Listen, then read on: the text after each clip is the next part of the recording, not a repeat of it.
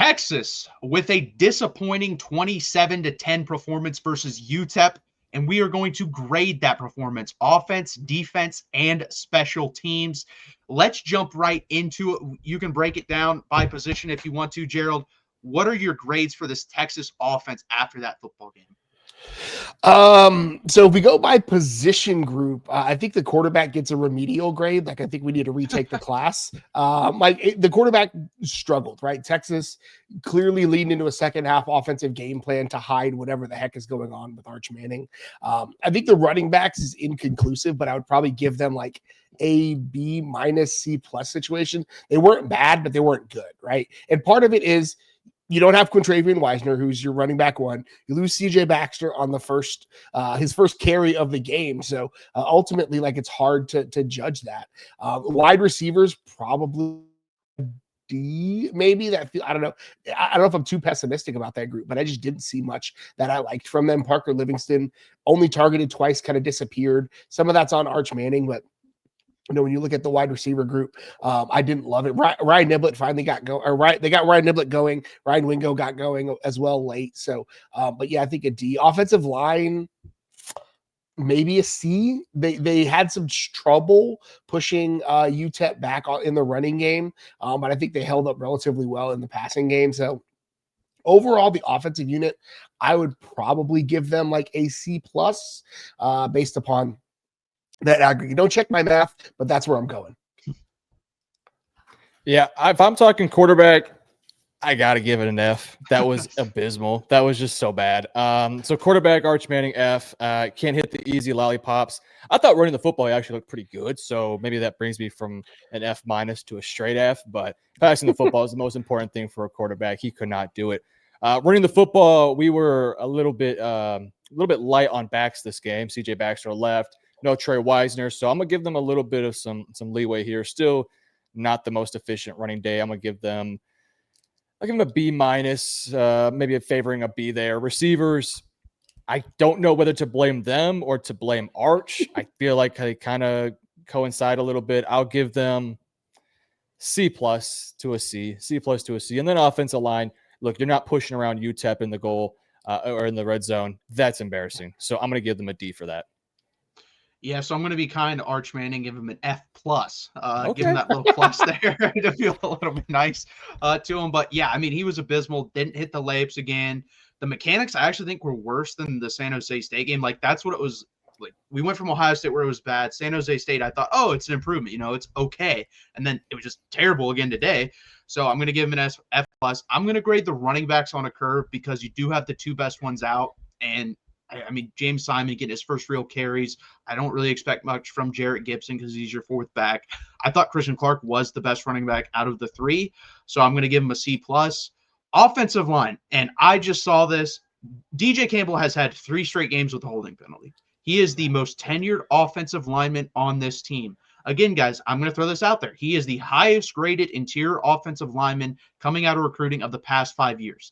He has not lived up anywhere near to those standards. He does not get enough push in the run game. Neither does his offensive line. If I graded Trevor Gooseby by himself on the season, he's getting an A minus from me. Everyone else in this game is getting like a D plus. Like, I just don't think they played very well. Cole Hudson, the interior especially, did not get enough push. I actually will say this. Brandon Baker, I think, had his best game so far at the right tackle position. So I'll give him like a B. But overall, I would grade this as like a C minus versus this UTEP front because it's not a great front, guys. Like, you should be able to get push versus this team. Wide receivers and tight end, again, I agree with Josh. Like, I don't really know what to grade them. Do they create enough separation sometimes? No. But there are times where they're open and Arch is not getting them a football. So overall, I would give them like a C minus as well. I think this is like a D plus performance on the offensive side of the ball as a whole, with Arch Manning really sliding that down. And just overall not a good performance. Let's jump over to the defensive grades. I mean, this grade as a whole for me is an A. I thought that the interior of this defensive line was phenomenal. I would give them an A plus. I thought the edges were like a B minus. Again, we're not creating enough pressure on the quarterback. I don't know why that is. Colin Simmons came out on that with that elbow brace. That's very interesting to me. They have not really said what's wrong there, but if you're wearing an elbow brace, something must have happened. He does get off the ball quickly. He does get close to getting sacks, but he's not able to get the guy on the ground or get there a half a step sooner. And overall, after him, there's really not many, like Ethan Burke's not creating pressure. Brad Spence has been a gigantic disappointment for me. He's barely even mentioned or seen on the football field. I think our best pass rusher, honestly, right now from the edge is Zena. They get a B plus at the edge position. Linebackers, I thought played pretty well for me. I would give them a B plus, A minus. Leonga Lafau, leading tackler and probably our best linebacker right now. Anthony Hill has had a little bit of a disappointment, but not as big of a disappointment as Colin Simmons. And then the secondary, I thought honestly might have had their best game today. I thought Jelani McDonald played very well. I thought Grayson Littleton played very well. I thought Malik Muhammad played very well. Michael Taft played very well as well. Still don't really trust that second cornerback position on the outside, but this is an A grade overall for the defense for me. What about you, Gerald? Yeah, I'm with you there. I think probably an A. If they hadn't given up that last touchdown, I think again they're probably gassed a little bit. I'd probably give them an A plus. But I think overall the unit's doing really well. You always going to hear me shout out the interior defensive line. When your defensive tackles are getting sacks, your defensive line is playing really well. Like that's when your defense can really thrive. So again, we were a little iffy about that unit because Texas grabbed 5 guys in the portal. So seeing that unit thrive has been really well. You mentioned even Lance Jackson had a decent game at the edge. He has a sack if he doesn't, grab a face mask as he's trying to bring the quarterback down. So I think that unit is coming along. I said preseason, I wonder if we see Colin Simmons struggle production-wise because he's just such a gravitational player that I wonder if teams are doing things to neutralize him a little bit. Linebackers, that unit, again, I think they probably get a B plus, maybe an A minus. I didn't really see it. It was a game where you didn't notice the linebackers, which is a good thing, right? You don't really want to notice and have that unit single out other than for good things, right? We saw Leonga Lafau's rat tail, ponytail situation a couple of times, and it was always in a good context. He's playing really well. I think he's leveled up pretty significantly. Huge win for Texas. And part of that, again, comes back to how well the interior of the defense is playing. I'm a little rougher on the corners because I'm disappointed in what we've seen from Jalen Gilbo so far this year. So I think that probably drags down the grade a little bit. I think still probably a solid B plus, but Jalen Gilbo getting beat against UTEP multiple times really is a big kind of red flag, red glaring klaxon for me. And I'm like, that's not a good thing because it's just not going to go well against teams that are better. If, Jalen Gilbo, your most experienced corner, I think he's probably your most senior guy, is struggling like that. Yeah, I'm going to give the defense for a whole an A minus for my grade. I don't like giving UTEP any points. I think we're better than that. But regardless of that, I thought there was a lot to take from this one. I thought the edge rushers, they got home occasionally, but again, very quiet day for Colin Simmons. So for them, I'll give them around a B. Again, if Lance Jackson doesn't have that face mask, I probably boost the grade up because I'm a big fan of Lance. I think he has very high potential. We talked about the interior a lot on the live stream and a lot in this video. I think they've been great so far this year. I think they've really done a nice job. On the day, I thought they were consistently getting after the quarterback, stuff from the run. So I'll give them an A on the interior. Linebackers, Anthony Hill, he's getting the job done, but he hasn't necessarily impressed or anything like that. So I'll give the linebackers as a whole probably a B plus. I've been pretty happy with Trey Moore, seeing him get active. Secondary, I'm kind of in the same boat with you, Gerald. A little bit disappointed with Jelani McDonald. Jalen Gilbo. Jelani McDonald. Yeah, good job by him. Had a great game. Making a lot of plays. So secondary, I'll give him a B plus because they did create some turnovers, and I was really happy to see Grayson get one. I see Jelani get one too. But yeah, the Gilbo thing is a little disappointing, but yeah, and I thought Michael Taft had a good day, so I thought the safeties were good too. So all in all, I give the defense an A minus. Yeah, I mean, they're carrying the team at this point, so it's hard to, judge them super harshly right now. Let's go special teams grade. Josh, I'll let you go with this one first. Okay, yeah, I was very happy with what the special teams looked like. I thought the punt game was better than the kicking game in terms of returns. I thought the punting returns were really good. I thought the kickoff returns were mostly mediocre in most regards. But I thought Bomeister had a really nice day punting the football. We made our kicks, so that's always good. We had some big returns in the punt game. So as a collective unit for the entirety of special teams, I'm going to give them an A- on the day. I would have liked to see them be a little bit more effective. Kickoff return wise, I think their biggest was like a 22 yarder, which is just, pretty mediocre. But all in all, they got the job done. If this special teams continues to play like this the rest of the season, I'll feel pretty good about this unit, especially after a game last week where they were pretty disappointing. But stop holding on special teams, please. Let's stop the penalties, please. Yeah, that's the thing that's keeping me from giving them a higher grade. Like I think an A- is very fair. And again, I much like I said on the defense, like you didn't notice the special teams in most spots, which is what you want. Like you don't want those plays to be anything of note, right? You hit the chip shot, not chip shot, but easier field goals. Hit a couple from 30 and 31. So like again, Texas was a couple of those field goals away from SEC championship a year ago. Texas. Jack Bomeister got back to his old ways. I think he almost had a 60-yarder in the game. We finally saw Ryan Niblett flash as a punt returner. And again, I'm fine with, Texas not really having huge returns on the kicking game. Just don't screw that up. Like just get the ball and turn it over to the offense. I'm fine with that. So I think, an A- feels fair. If they didn't have those 2 block in the back penalties, 2 on the same guy, by the way, then I'd probably give them a higher grade, but an A-, I can't give you anything better than that with those penalties on the board. Yeah, I'm gonna give him a B+ just because of the penalties, like Gerald said. Like I was very impressed by Ryan Niblett. We finally got to see him have some opportunities. I think that was the one thing. Like people were kind of kicking it short, and he had to run up and call fair catches, which I'm completely fine with. But today he was given opportunities, and he had a lot of good, production. 3 really good returns, and one of them got held back because of a penalty. So I would like to see him use more on the offensive side of the ball, but as a punt returner, I mean, it's really good production for him. Bomeister, like you said, phenomenal. Don't have to worry about him. It's going to be interesting when we do have to trust Mason Shipley on like those 50-plus yarders. It's going to be interesting when that comes. I'd like to see it. That's another reason I wish we wouldn't have went for it on 4th down a couple times in this game to, test that out, because I would rather this be the situation to find that out than when we go down to Gainesville and let's say he kicks a 49-yard field goal for the win and it looks like the Tennessee kicker versus Georgia, which that's a whole different discussion about trusting college kickers in clutch situations like that, but we won't talk about that. So special teams for me is a B+.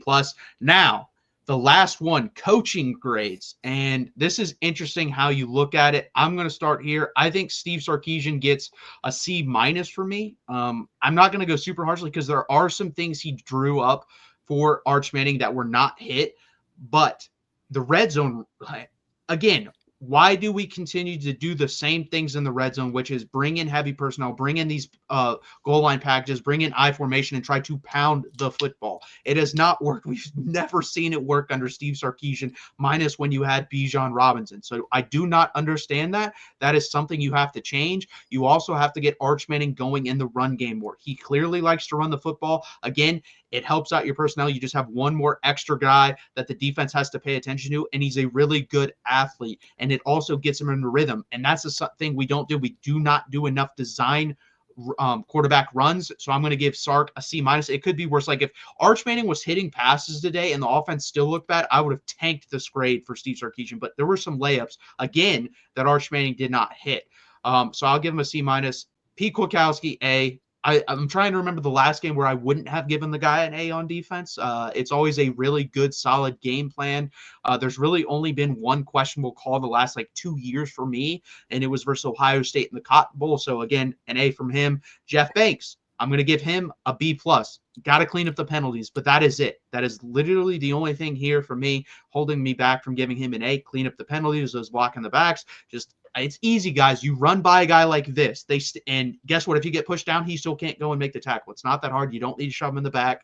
And then the offensive line, I'm going to give a C as well here from Kyle Flood. We just don't get enough push in the run game. Pass protection, I will say, was a little bit better than the first 2 games, but overall not great. He just has to find a way to get a push, especially on the interior of this offensive line. You have too much mass here versus a team like UTEP to not get the push from the interior of the offensive line. So I give him a C on the offensive line. Gerald, what about you?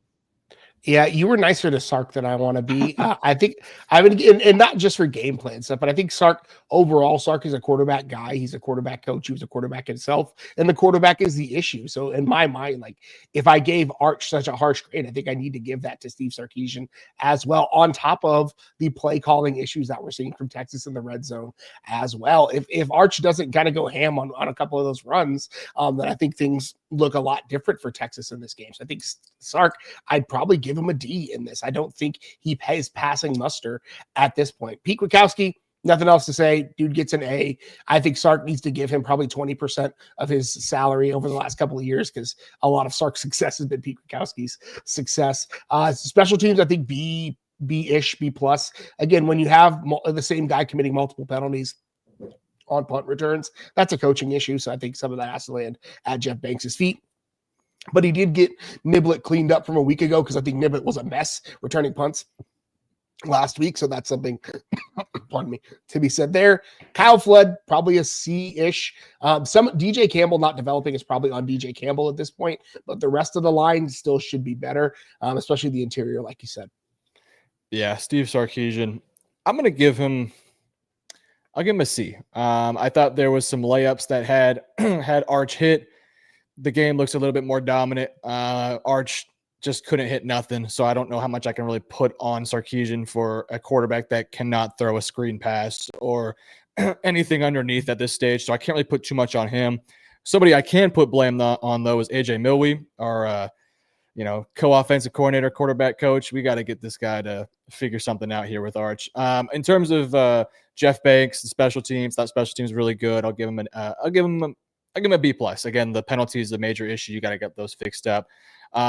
Pete Kwiatkowski, defensive genius, and this guy has just proven why he is such a huge asset for the team. I'm going to give them an A+, probably. I'll give him an A+ in that regard.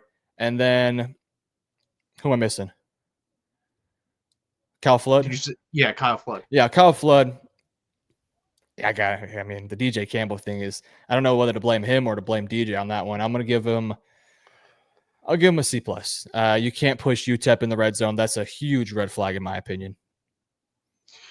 Yeah, I mean, it is an interesting question, but I would give Kyle Flood the benefit of the doubt, seeing as he's made a lot of guys good NFL. I saw him rework Christian Jones into an NFL player, so I'll give Kyle Flood the benefit of the doubt there. I think it is more of DJ Campbell, and it's just unnecessary things with DJ Campbell that we continue to see over and over again. I mean, we Kelvin Banks, right? Same class, same 5-star rating. Kelvin Banks is playing on Sundays already. I agree. Yeah. So that does it for our grades versus UTEP. We really appreciate you guys. Also, guys, please hit that like button. Please subscribe. And join us every Monday and Tuesday evening at 8 p.m. Eastern Time, just as the ticker says down below. You have Gerald and I every Monday night at 8 p.m. Eastern Time. You have Brandon and Josh every Tuesday at 8 p.m. Eastern Time. We really appreciate you guys being here. And as always, hook 'em. Hook 'em. College football is even more exciting when you've got some action on the line, and the games are even better when you're cashing in. And the Voice of College Football is the place to be to get the greatest value. Start with my picks. 75% against the money line, 58% against the spread, and I've got a 40-plus year track record. 11-0 in the college football playoff for me last year against the money line, 8-3 against the spread. And I'm just the warm-up act. Steve Merrill of Wager Talk is our ace in the hole, show stopper. 7 years with the Voice of College Football, over 30 years in the industry. Steve gives us analysis on all the big games, but you can't miss Steve's weekly under-the-radar pick. 28-12 against the spread the last 3 years. You also get picks from some of our top analysts here at the Voice of College Football, including Corey Bratta, Matt Zemek, and Steve Dace. Check out those numbers. Become a YouTube or Patreon member for just $99 per month. Go to the main channel on YouTube, click join, and then select a betting tier. Do the same thing on Patreon. Make 2025 a winner now.